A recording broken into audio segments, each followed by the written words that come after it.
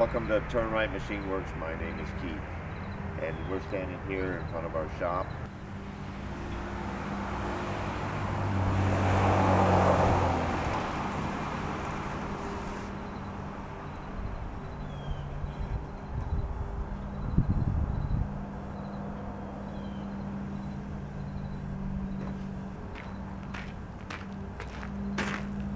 We just raised our flag back up yesterday, 9/11. We ran it at half mast. There's a view of the front of the shop here, and of course it doesn't look like much, and it's not that big of a building.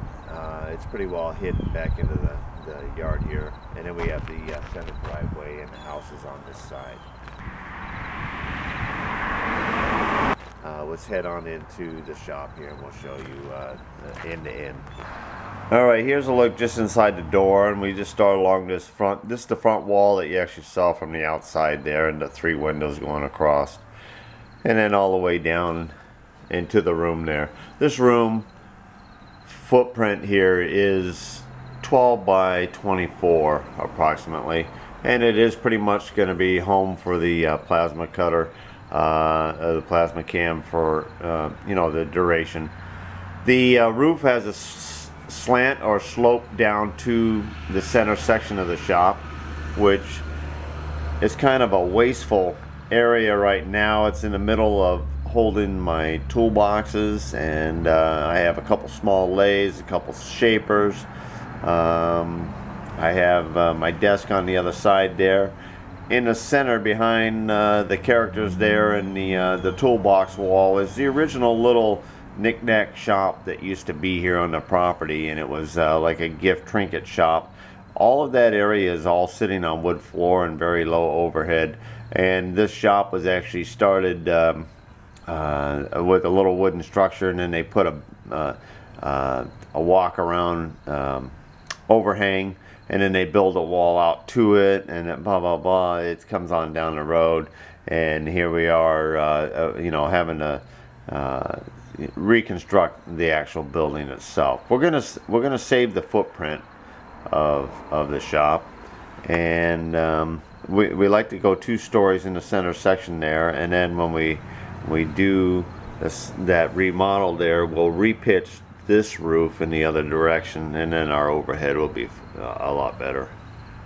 Now, you've seen plenty of videos and stuff of the plasma cam, and really how putting it in the middle of your floor, having plenty of room around it, lining up the benches, and I haven't really had large indexing jobs, but I have set the machine up somewhat to where I can go ahead and index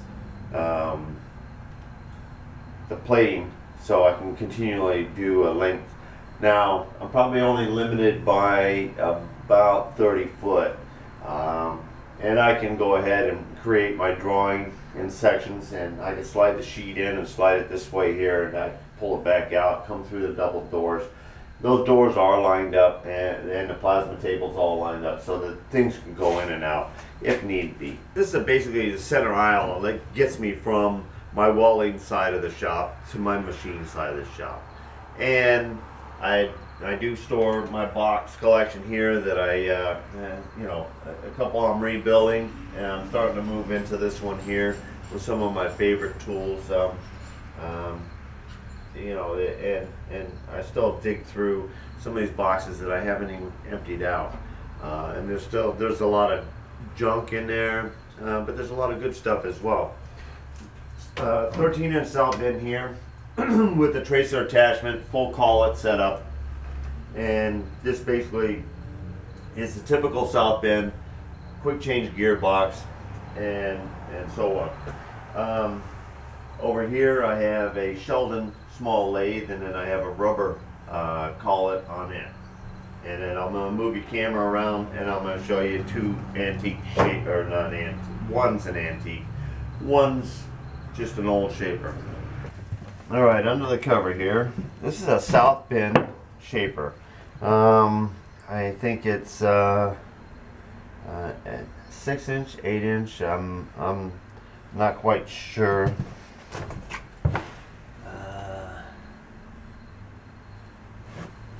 idea.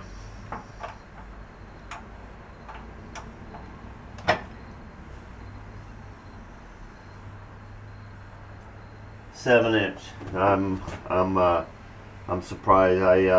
The first time I actually pulled this off and looked in, because you can control your stroke on the inside here, and 7" is the max stroke on this shaper here.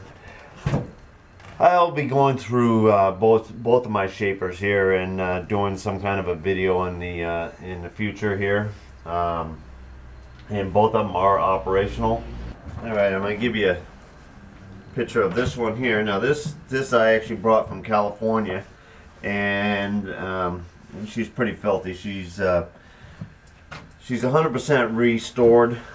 I completely went through, actually set this ram up on a horizontal boring machine at North Star Propeller, and when the machine wasn't being run or on any jobs there, and I went ahead and I re-skimmed the dovetail on this head here, and then brought it back home to my garage, and at night I would take and hand lap the body itself to receive this ram, and I reset that. Then I remachined this gib plate on this side here and set up all the tolerances, redid the bore and the bearing and sleeve and everything else on the crank and the arm, and that's all 100%. So anyway, these two shapers, at a later time I will probably break down and actually do a video on them. I'm just kind of crowded in here, and there's no real good way to get to them, so I don't know exactly when I'll get to it, but I just wanted to give you a glimpse of those two items that I have. I keep and hang on to these. These are novelties. The shapers are, they were really the turn of the industry there, of the spindle mill coming out. But before the spindle mill came out, the Bridgeports and the rest of them, and the planer mills, shapers and planers were the main tools used in all your flat hogging and cutting, and that they were the backbone of the basic tool theories that every other aspect of machining was derived from. These kind of machines right here are what started it all. Just a quick glimpse down here of the door and the crank area, and you can see all, you know, I mean, shoot, the paint and everything else is still like brand new, just really well coated with grease. I mean, look at the handle, you know, the catch for that handle.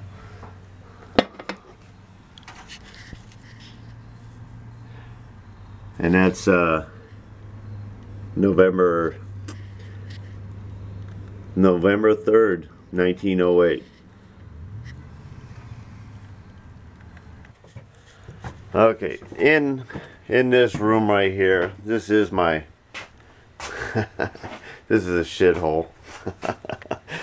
You know, cardboard boxes and everything else. Basically, this holds air compressor, completely restored, military. It actually, this pump here and the tank were in a salvage yard, and this used to be a unit with a gas-powered engine on it. Anyway, I put the electrical and everything else. Larry Mahan, before he passed away, gave me a pressure gauge, came out of a firehouse, and then there's my opening to access my lathe, and I'm actually running a shaft right now. Alright, and I have an old wooden combination cast iron wood scale. I'll be restoring that at some time.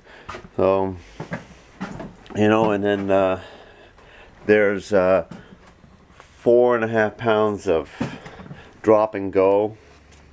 You know, just you don't put it away, so in the fabricator. All right, you know, here's a chuck collection for my my lathes and stuff, and you know, over there's a little arbor press that I use time to time. Here's a quickie look at my Sheldon lathe, rubber collet, and a tapping fixture there, jig. This glass cabinet was in this little shop here, and this, over the years, I kind of put like seconds and parts that I have made over the years, and I want to go ahead and keep production up. And if I happen to make a mistake, have an extra one to fall back on, even including making viewports for submarines. I've done that back in California. A couple slides, a lot of bronze hardware, like that replica of a Smirnoff turnbuckle. Alright, and down below, like, there's a lot of junk in here as well. There's my lacer. I'll be dragging that back out, and a lot of antique tools in there, and a lot of antique books. Also, there's a brand new machinist handbook right there.